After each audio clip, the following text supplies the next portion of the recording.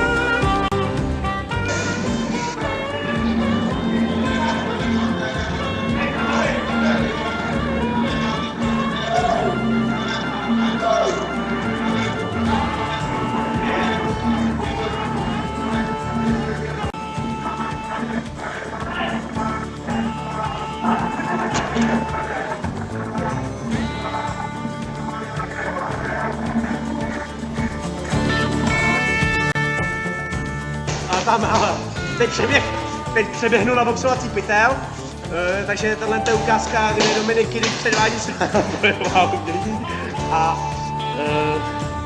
doufám, že to neuvidí, že nás zabije.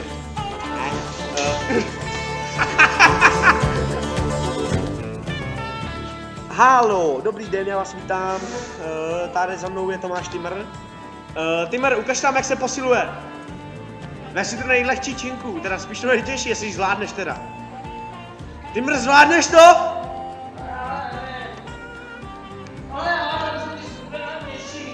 Jak se, ukaž.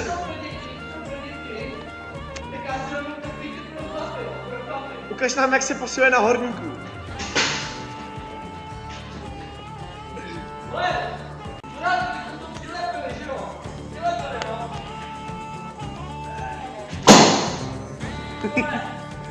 Timr, po chlapce! Ukaž se, jaký jsi pašák! Zapiju.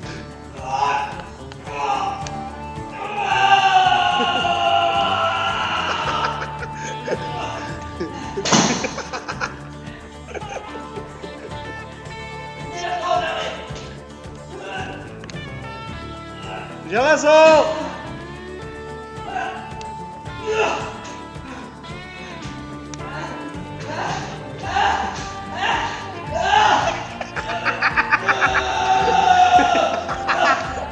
Tak to je zabitý tohle.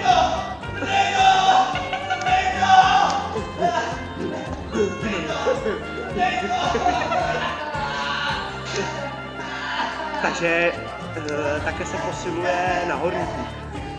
Jsem rád, že jste sledovali náš díl a u dalšího dílu si ukážeme, čte s Tomáškem se můžete těšit.